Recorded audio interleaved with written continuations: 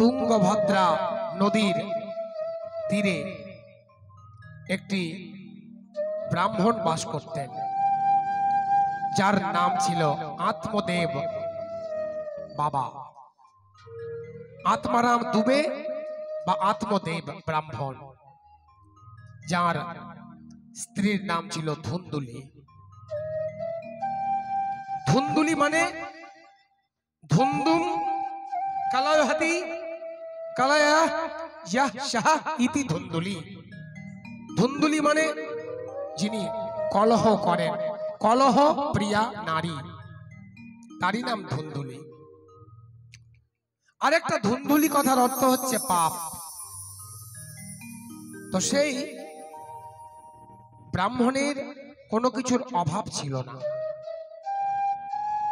আত্মদেব ব্রাহ্মণ এতটাই পণ্ডিত, এতটাই বিজ্ঞ, এতটাই শাস্ত্রজ্ঞ, এত কিছু জানতেন, তিনি যজমানি ক্রিয়া পর্যন্ত করতেন। পুজো আদি, যাগ যজ্ঞ, বেদ পাঠ, যজন যাজন, অধ্যাপনা অধ্যয়ন, যা যা ব্রাহ্মণের কর্ম তিনি তাই করতেন।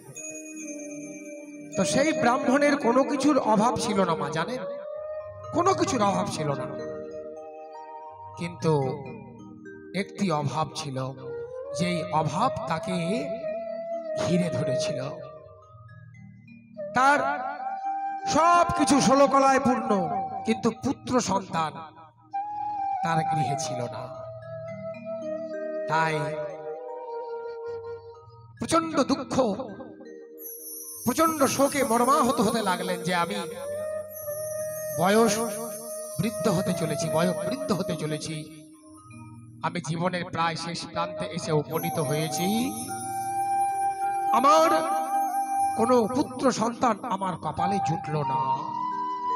হে ঈশ্বর, হে গোবিন্দ, হে পরমাত্মা, তুমি কৃপা করে আমাদের সংসারে একটি ফুটফুটে সন্তানের জন্ম দাও প্রভু। তাই পুত্র ভীষণ দরকার, কারণ এতগুলো অর্থ উপার্জন করছি কার জন্য? সুতরাং স্বামী স্ত্রীর মধ্যে কলহ হতেই থাকে, স্বামী বুঝাতে থাকেন কোনো চিন্তা করো না, আমাদের পুত্র সন্তানের দরকার। আর স্ত্রী ধুন্দুলি বলছেন ঠিক তার উল্টো, বিপথ গামিনী, ধর্মে সহযোগিতা করেন না। সহধর্মিনী মানে কি? যিনি স্বামীর সঙ্গে ধর্মে সহযোগিতা করেন, হাতে হাত রেখে, তিনি সহধর্মিনী। সুতরাং তিনি অতিরিক্ত বাচাল, খুব ঝগড়ুটে প্রকৃতির।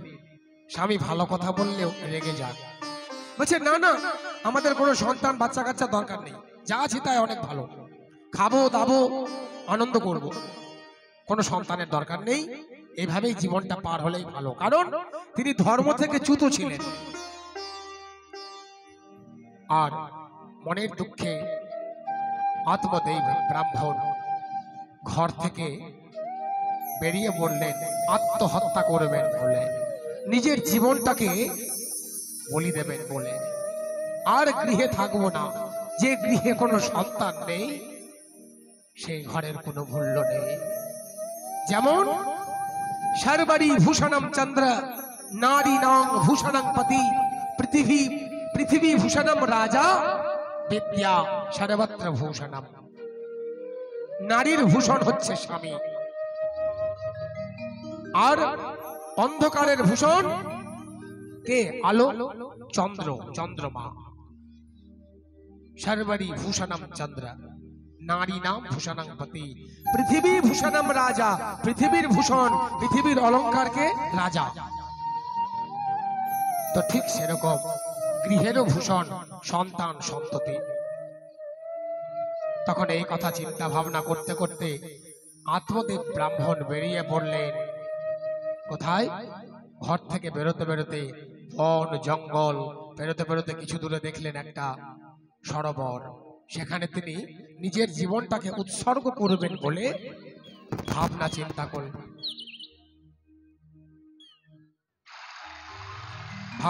করলেন।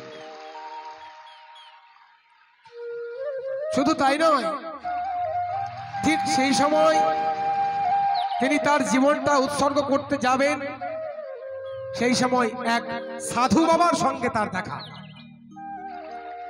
সাধু বাবা বলছেন, হে ব্রাহ্মণ, আপনি আত্মহত্যা করতে যাচ্ছেন, আত্মহত্যা করা মহাপাপ, আপনি জানেন না? তখন বলছেন, অবশ্যই জানি, কিন্তু আপনি কে? বলছে, আমি এক সন্ন্যাসী ঠাকুর। বলছে, আপনার কাছে আমার অনুরোধ, আপনার হাতে পায়ে ধরে বলছি, আমাকে এমন একটা আশীর্বাদ দিন যেন আমাদের পুত্র সন্তান হয়। বলছে, ও এই জন্য তুমি দুঃখ পাচ্ছ বুঝি? বলছে, হ্যাঁ, কারণ পুত্র সন্তান যদি না থাকে তাহলে আমি যখন মারা যাব, আমার যখন অন্ত্যেষ্টি ক্রিয়া হবে, তাহলে পিণ্ড প্রদান কে করবে? তখন সন্ন্যাসী ঠাকুর বলছেন, আমি তোমার হাতের ভাগ্য দেখব। দেখি তোমার হাত। তোমার হাতের রেখা বলছে, হে ব্রাহ্মণ ঠাকুর, এই জন্মে নয়, আজ থেকে 7 জন্ম পর্যন্ত তোমার রেখা বলছে তোমার ভাগ্যে কোনো পুত্র সন্তান নেই। আত্মারাম দুবে বা আত্মদেব ব্রাহ্মণ রেগে গেলেন সন্ন্যাসী ঠাকুরের উপরে। বলছে, আপনাকে প্রবচন দিতে বলিনি, আপনাকে আশীর্বাদ দিতে বলেছি। আপনি পারবেন কি পারবেন না? আমার স্ত্রীর গর্ভে একটি সন্তান যাতে হয় সেই ব্যবস্থা করতে পারবেন? তিনি বুঝাচ্ছেন, বলছে, শোনো আত্মদেব, রাজা চিত্রকেতুর কি হয়েছিল তুমি তো জানো। এতগুলো রানী ছিল, এতগুলো সহস্র সহস্র রানী থাকতেও কোনো সন্তান ছিল না। তার গল্প তো তুমি জানো। তার শেষ পরিণতি কি হলো? সন্তান হলো বটে, কিন্তু তার সৎ মারা তাকে বিষ খাইয়ে মেরে ফেলে দিল। তো সুতরাং আমি বলছি, তুমি সন্তান নিও না, তুমি এইরকম স্বামী স্ত্রী যেমন জীবন যাপন করছো এইভাবে চলো, ভীষণ আনন্দে চলে যাবে। তখন কিছুতেই যখন বুঝলেন না, অনুনয় বিনয় করতে করতে তিনি তখন বললেন, ঠিক আছে, বেশ, আমি ধ্যান যোগে একটা ফল সৃষ্টি করছি। সেই ফলটি দিলেন, ঝোলা থেকে বের করলেন। বলছে, যাও, এই ফলটি নিয়ে তোমার স্ত্রীকে খাইয়ে দেবে, সে গর্ভবতী হবে এবং তার গর্ভ থেকে 10 মাস 10 দিন পরে একটা পুত্র সন্তান হবে। বেশ আনন্দ পেলেন। আত্মদেব ভাবলেন, যাক, আমাকে শেষ জীবনে পিণ্ড প্রদানের জন্য কাউকে না কাউকে পাওয়া গেছে, ফলে কোনো চিন্তার কারণ নেই। আনন্দে আত্মহারা হয়ে আত্মদেব ফিরলেন নিজ গৃহে। নিজ গৃহে ফিরে তার স্ত্রীকে ধুন্ধুলিকে সেই ফলটি দিলেন। ধুন্ধুলি বলছে, বেশ, আমি ঠিক সময় ভক্ষণ করব। কিন্তু ধুন্ধুলি কি করলেন? তার বাড়িতে একটা গাভী ছিল, বন্ধা গাভী। তারও কোনো সন্তান সন্ততি আদি মানে গাভী প্রসব করেনি, বাছুর প্রসব করেনি।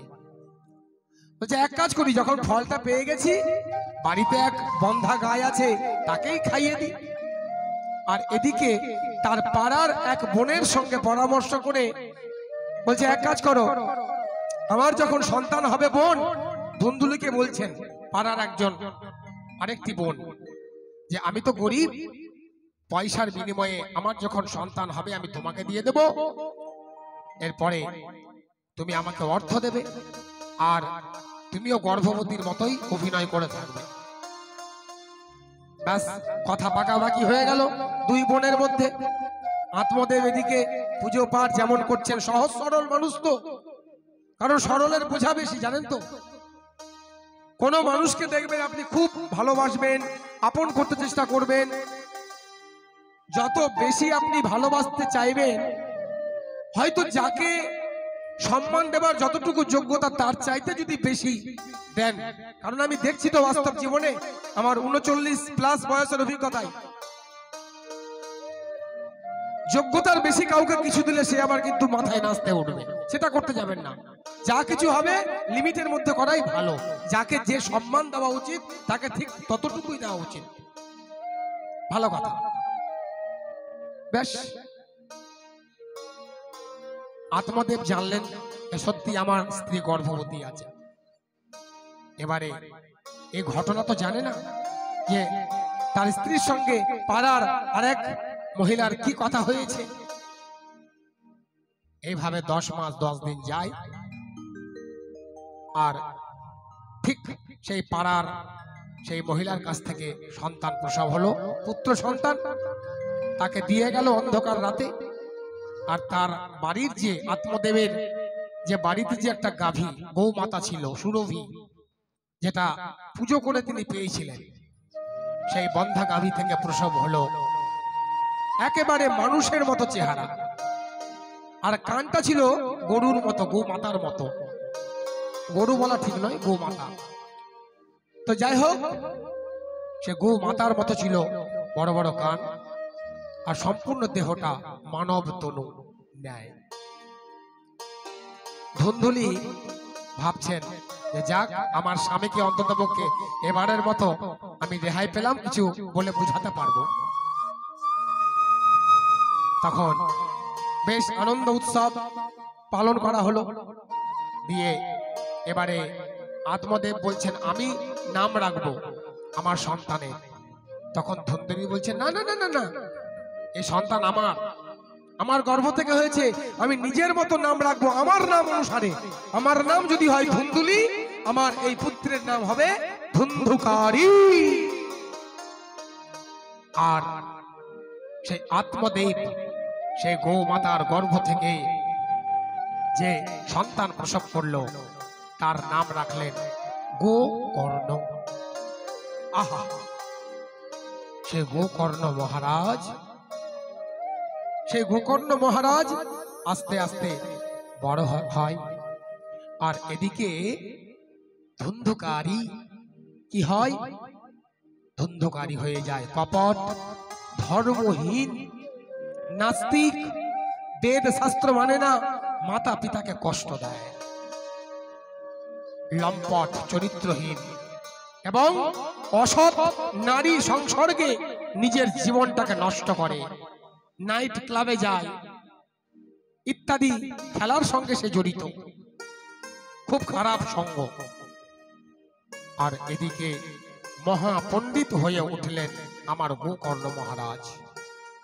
গোকর্ণ মহারাজ এমন পণ্ডিত হলেন, মাতা পিতাকে বোঝাচ্ছেন। আর এদিকে ধুন্ধুকারী কি করেন? তার মা বাবাকে পর্যন্ত প্রহার করতে, মানে মারতেও পিছু পা হন না। সংক্ষেপে বলতে হচ্ছে, এমন প্রহার করতে লাগলেন ধুন্ধুকারী,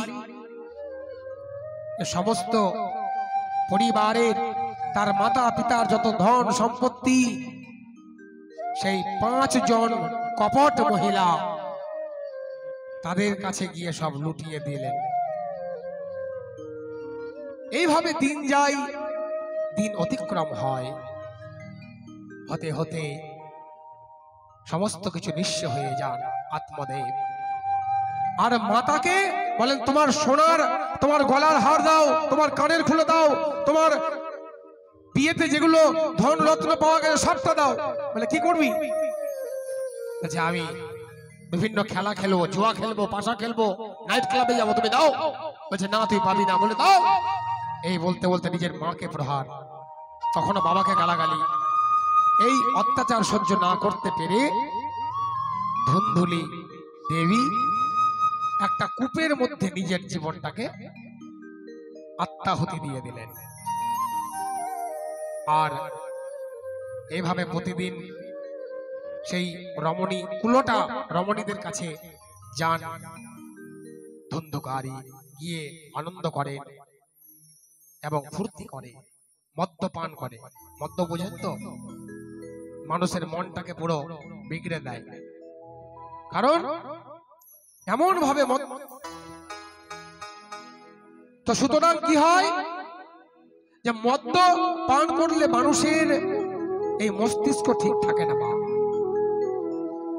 কাকে যে কখন কি বলে দেবে তার কোনো ঠিক নেই। সেই মহিলারা, কপট মহিলারা বলছে আরো যত ধন রত্ন আছে আমাদের দাও, এভাবে আনতে থাকে।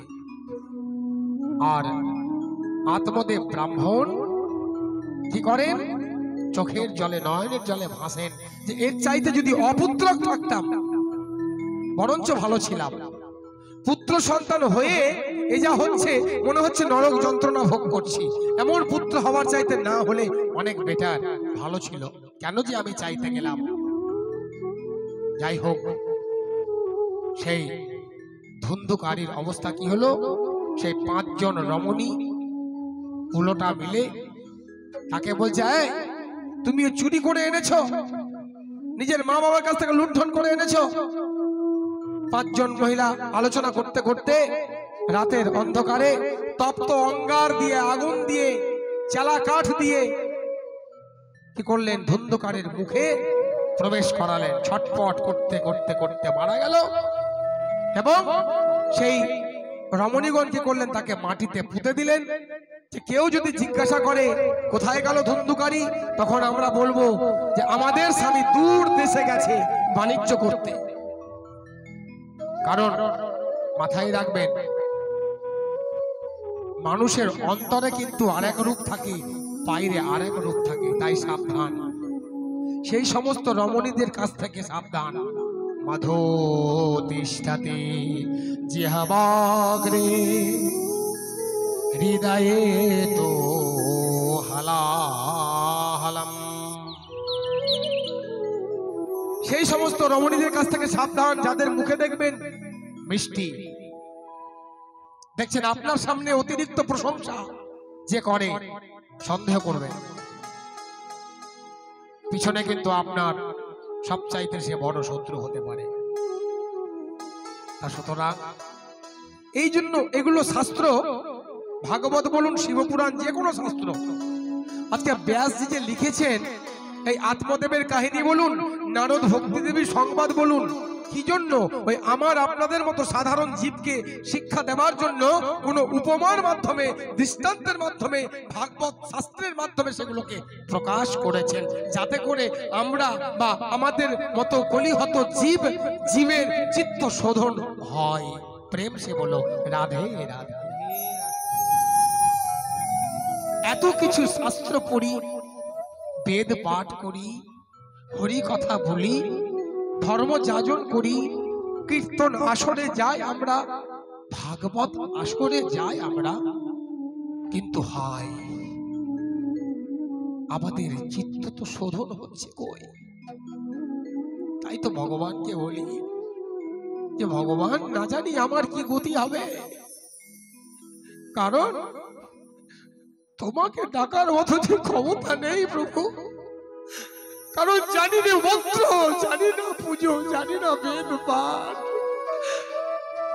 কি করে তোমায় ডাকতে হয় আমার জানা নেই।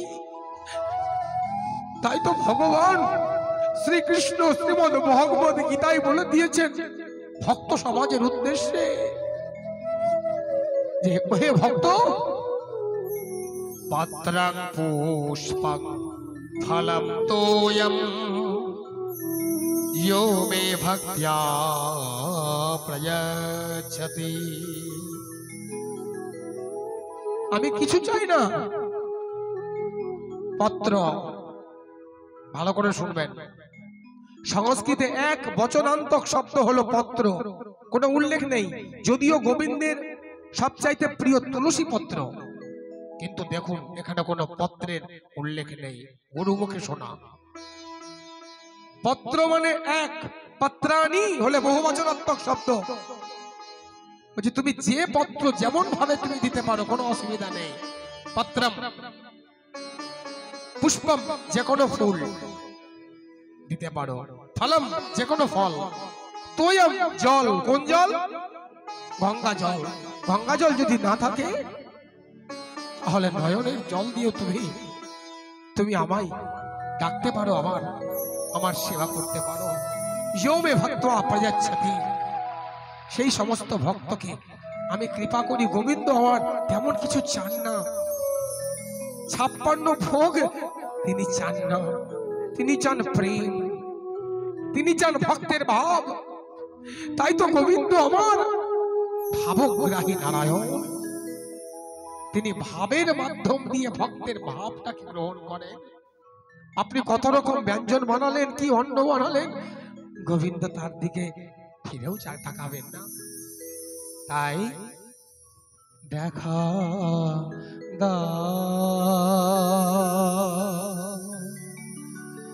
দেখা দেখা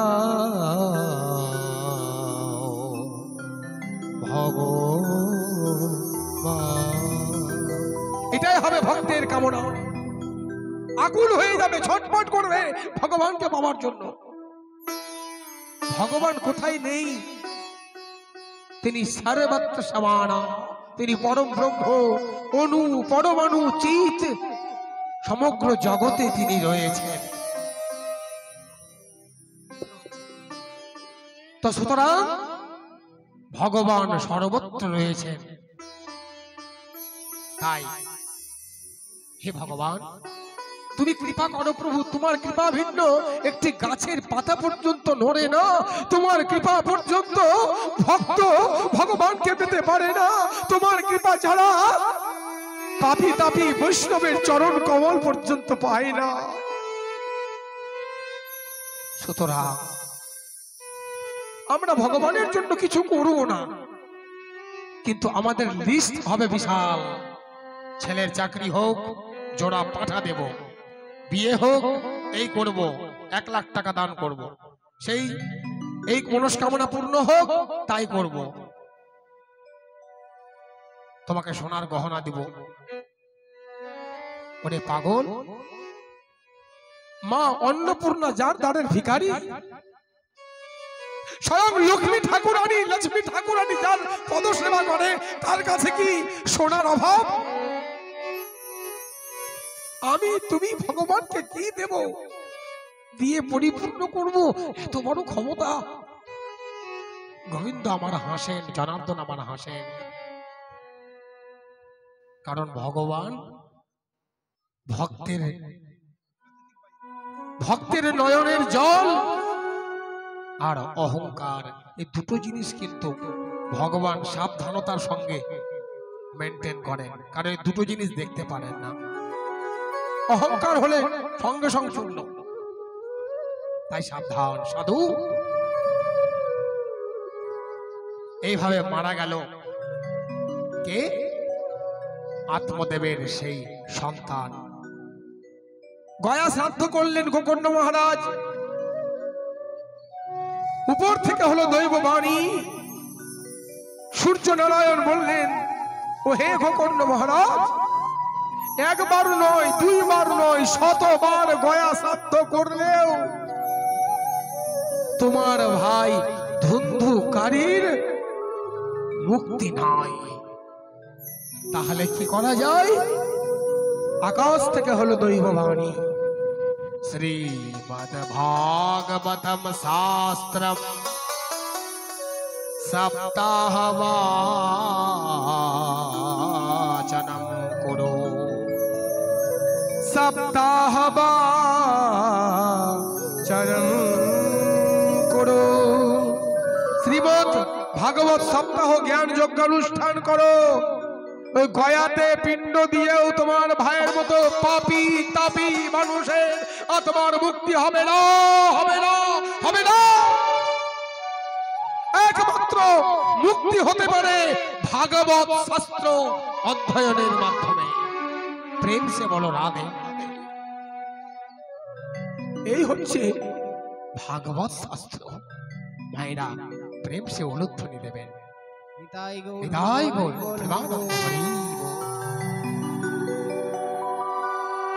তাই আসুন আমরা একটা ছোট্ট করে ভজন দিয়ে আবার এই কথার প্রসঙ্গের দিকে আমরা এগিয়ে যাব। সুন্দর একটি কৃষ্ণ ভজন আমরা শুনবো এবং যে ভজনটা গোকর্ণ মহারাজ করছেন এবং তিনি কিভাবে ভাগবতের সিদ্ধান্ত নিলেন, সূর্য নারায়ণ তাকে কিভাবে উপদেশ দিলেন, এই সংগীত ভজন একটাই ভজন হচ্ছে। এরপরে আবার প্রসঙ্গের দিকে আমরা এগিয়ে যাব। প্রেম সে বলো রাধে রাধে।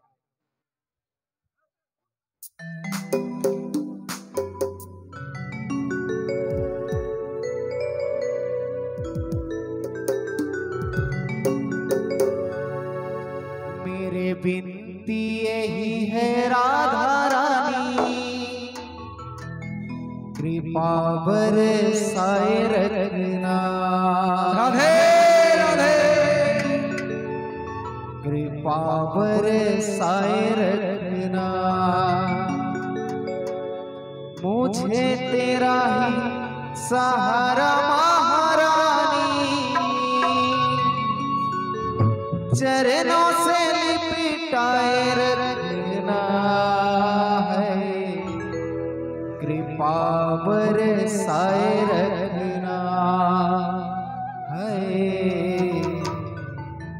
कृपा बरसाए रखना। मेरे बिनती यही है राधा रानी, कृपा बरसाए रखना, कृपा बरसाए रखना। राधा रानी कृपा बरसाए रखना, कृपा बरसाए रखना, मुझे तेरा ही सहारा महारानी, मुझे तेरा ही सहारा महारानी, चरणों से लिपटाए रखना,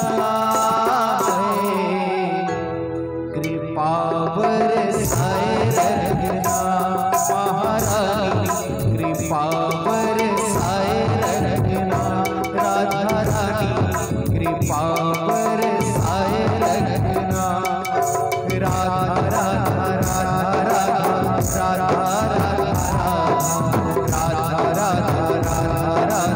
राधा राधा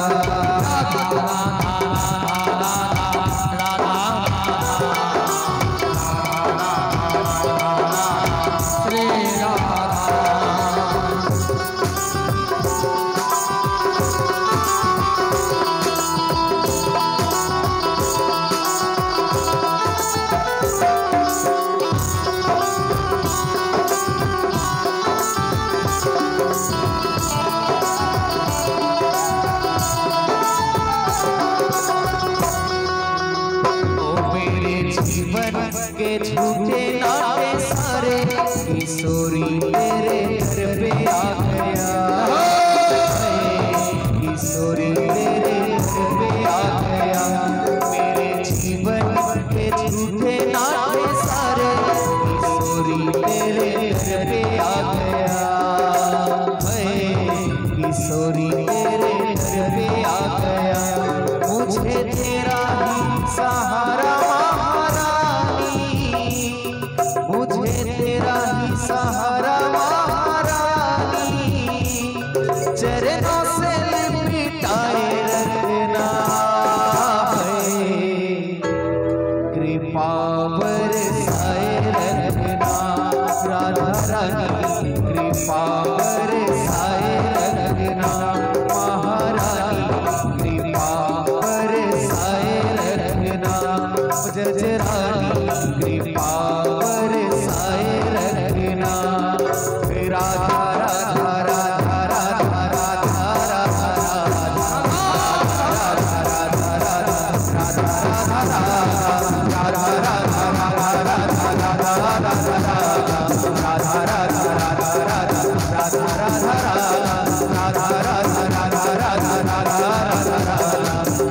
राधा राधा राधा राधा राधा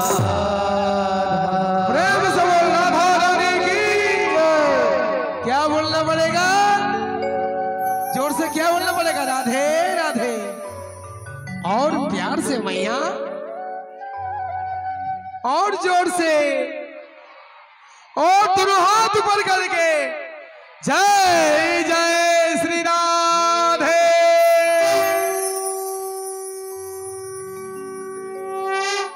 এই হচ্ছে ভাগবত, যেখানে শুধু আনন্দ আনন্দ আর আনন্দ, কারণ সাবজেক্টটাই হচ্ছে আনন্দ, সচ্চিদানন্দ। আনন্দ মানে রস ঘন বিগ্রহ, যিনি রস তিনি কৃষ্ণ, তাই তো শাস্ত্র উদ্ঘোষণা করেছেন।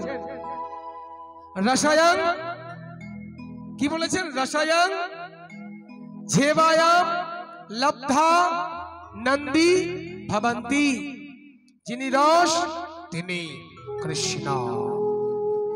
রসিক জন ছাড়া তার মর্ম কেউ বোঝে না। ভাগবত শাস্ত্রের সাপ্তাহিক কথার জন্য কথার ব্যাসপীঠ বানানো হলো, চারিদিকে কলা গাছ, কদলী বৃক্ষ, ফুলের মালা দিয়ে চারিদিকে সাজানো হলো, আর একটা সপ্তম গ্রন্থি বা গাঁট যুক্ত একটা কাঁচা বাঁশ রেখে দেয়া হলো পাটের আসনের সামনে।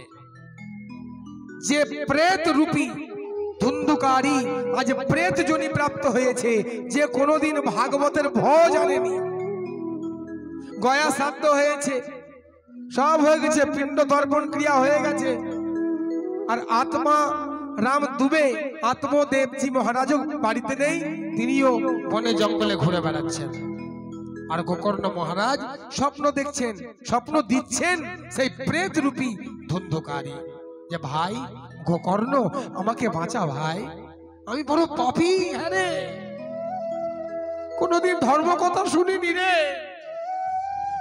সকলের কাছে কুট কচালি করেছি, নিন্দা করেছি, অনেকের সংসার ভাঙিয়েছি রে, কোনদিন ধর্ম কথা কীর্তন আমি কোথাও পরিবেশন করিনি রে, আমি মহাপাপী, শুধু পাপী নয় মহাপাপী, পাতক, নিজের মাতা পিতাকে কষ্ট দিয়েছি তিলে তিলে, এ গয়া যতই কর ভাই আমার উদ্ধার নেই, তুই পারবি আমাকে উদ্ধার করতে। তখন সূর্য নারায়ণ বললেন শ্রীমদ্ ভাগবত শাস্ত্র শ্রবণ করাও। তিনি ভাগবত শুরু করলেন, সপ্তাহ জ্ঞান যজ্ঞানুষ্ঠান, এবং সেই প্রেত রূপী ধুন্ধুকারীর যে আত্মা বায়ুরূপ ধারণ করে বংশদণ্ডের যে ফাঁপা অংশ তার ভিতরে বসেছিল।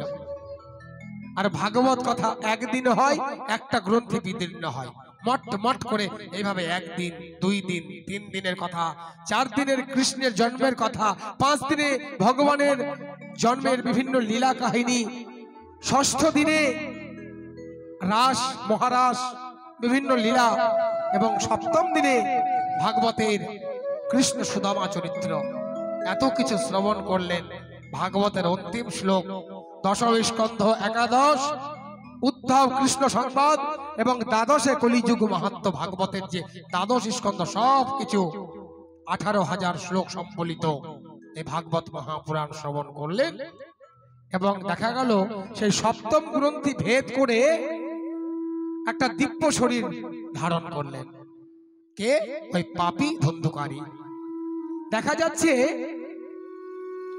এতগুলো শ্রোতা, এতগুলো ভক্তমণ্ডলী তার চাইতেও বেশি সেখানে শ্রবণ করছিল, কিন্তু দেখা গেল স্বয়ং বৈকুণ্ঠ ধাম থেকে বিষ্ণু পার্ষদগণ বিমান নিয়ে এসছেন, পুষ্পক বিমান, একটাই বিমান যেখানে একমাত্র পাপী ধুন্ধুকারী গিয়ে বসলেন।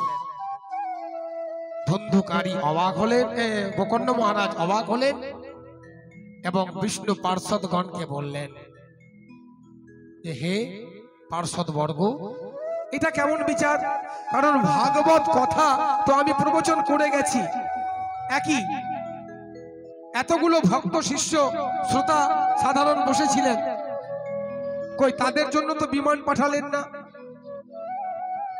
খালি শুধুমাত্র পাপী ধুন্ধুকারীর জন্য এরকম অবস্থা কেন? বলছে সে তো আর পাপী নেই, সে দিব্য দেহ লাভ করেছে ভাগবত কথা শ্রবণের মাধ্যমে। মাথায় রাখবেন মায়েরা, বাড়িতে কেউ 1 পাদ 2 পাদ 3 পাদ বা 4 পাদ দোষে মারা যায় তো কেউ মারা গেলে আমাদের কাছে যায়, পণ্ডিত পুরোহিতদের কাছে যায়। কি করব? কেউ বলে ত্রিপাদ দোষে রক্ষা কালী পূজা করো, মদ্য মাংস দিয়ে, পাঠা বলি দিয়ে ইত্যাদি অনেক বিধান দেয়। আমি আজ পর্যন্ত দিইনি। যেমন আমার ভাই অনিমেষ ঝা শিবাই, সেও এই বিধানটা দেয় না। কেন? শাস্ত্র ঘেটে আমরা দেখে নিয়েছি এই বিধানে কোনো লাভ নেই, কোথাও লেখাই নেই যে রক্ষাকালী। ঠিক সেরকম বিধান বিধানের মতো হবে। নারায়ণে তুলসীদান আছে, তার বিধান ত্রিপাদ বা চারপাদ দোষ। বিষ্ণুতে 1008 তুলসী পত্র দান। শুনে নিন ভালো করে, ত্রিপাদ বা চারপাদে কেউ গত হলে। শিবের 12টা মূর্তি লিঙ্গ, এরকম অঙ্গুষ্ঠ পরিমাণ 12টা শিবলিঙ্গ মূর্তি স্থাপন করে পূজা। পাঠেত চণ্ডী জপেত দুর্গা, চণ্ডীপাঠ জপেত দুর্গা, দুর্গা মন্ত্র জপ। পূজায়েত পার্থিবম শিবম, পার্থিব শিবলিঙ্গের পূজন। নারায়ণে তুলসীদান, বিষ্ণু পূজা এবং যম, ধর্ম, পুষ্কর, চিত্রগুপ্ত এদের পুজো। পরিশেষে হোম, আর্য দ্বারা হোম, বিল্লপত্র দ্বারা হোম করার নিয়ম। কোথাও ওই মদ দিয়ে, পাঠা বলে দিয়ে কালী পুজোর বিধান নেই। অনেক পুরোহিতকে বলি, আমার ঘরে গেলে বুঝতে পারবেন, বই পুস্তক নিয়ে আমি থাকি, ভালো লাগে। চারিদিকে শুধু বই দেখতে পাবেন। আমার ঘাটা আছে তো, অনেক পুরোহিত বর্গের সঙ্গে আলোচনা করি, কেউ জবাব দিতে পারে না। বলছে ভাই ছেড়ে দাও, হয়ে আসছে পূর্বপুরুষ থেকে, বিষাচার কুলাচার দেখাতে পারে না। আর আমি শাস্ত্র ছাড়া একটা লাইন, একটা শব্দ বলি না। তো যাই হোক, এই সমস্ত কিছু করেও যে আপনি কি ফল পাবেন তার কোনো গ্যারান্টি নেই। তাই তাহলে গ্যারান্টি কিসে? বলছে মানুষের আত্মার জন্য ত্রিপাদ চারপাদের কাজ করে আপনি কি হবেন? আপনি আপাত কল্যাণ হতে পারে। আপাত কল্যাণ, ভালো করে শুনুন। আমরা তো সেই কর্মই করি, আমরা সেই জন্য এসেছি পৃথিবীতে। তো যাই হোক, সেই কর্ম করার বাইরেও আমি আপনাদের একটি কথা বলবো, যে যত কিছু যাগযজ্ঞ করেন, 20, 25, 30, 40, 50 হাজার টাকা খরচাও করবেন, নিব, বড় বড় লিস্ট দিয়ে দেবো, ধরিয়ে দেবো, বুঝুন, ইত্যাদি, চারানা আংটি সব লিখে দিই আমরা, পর্দ সব কিছু করাই, টাকাও পাই, মোটা টাকার অঙ্কের পাই। কিন্তু করেও যে আপনি ফল 16 আনা কি পাবেন জানি না। এর গ্যারান্টি কোথায়? একমাত্র সাপ্তাহিক ভাগবত মহাপুরাণ পাঠের মাধ্যম দিয়ে আপনার সার্বিক কল্যাণ হবে। তখন গোকর্ণ মহারাজ বললেন, এমন বিচার কেন? একটা কেন রথ আসলো, পুষ্পক রথ, পুষ্পক বিমান, এই পাপীর জন্য? বলছেন আপনার ভাই এই পাপী ধুন্ধুকারী ভাগবত কথায় এক মনে এক প্রাণে ভাগবত কথা শ্রবণ করেছেন, তাই শ্রবণের মধ্যে ফলের ভেদাভেদ আছে। যতগুলো ভক্ত ভাগবত কথা শ্রবণ করলেন তাদের মুক্তি হলো না, তাদের জন্য বৈকুণ্ঠ থেকে কোনো রথ এলো না, পুষ্পক বিমান এলো না। পাপীর জন্য কেন এলো? বলছে শ্রবণের মধ্যেও বিভেদ আছে। প্রেম সে বলো রাধে রাধে, তাই গৌর হরি বল হরি বল। তাই তখন বলছে তাহলে আমাদের কি গতি হবে? বলছে আমাদের গতি হবে, কোনো চিন্তা নেই। আবার 1 মাস পর শ্রাবণ মাসের শুক্ল পক্ষের নবমী তিথি থেকে ভাগবত শুরু করলেন। কে? গোকর্ণ মহারাজ। একবার ভাগবত করেননি, একবার আষাঢ় মাসের ভাগবত মাহাত্ম্য খুলে দেখবেন, মোটা গীতা প্রেসে 2 খণ্ড, সেখানে ভাগবত মাহাত্ম্য স্পষ্ট লেখা আছে যে আষাঢ় মাসে শুক্লপক্ষের নবমী থেকে ভাগবত করলেন।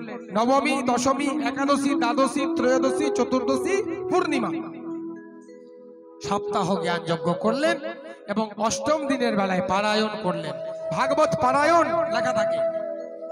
7 দিনটা হলো ভাগবত পাঠ ও অষ্টম দিনে পারায়ণ যজ্ঞ বা বিষ্ণু যজ্ঞ এবং তার সঙ্গে থাকে মহাপ্রভুর ভোগ। অষ্টম দিনে হয়, সেটা হচ্ছে ভাগবত পারায়ণ এবং বিধি মাফিক করতে হবে।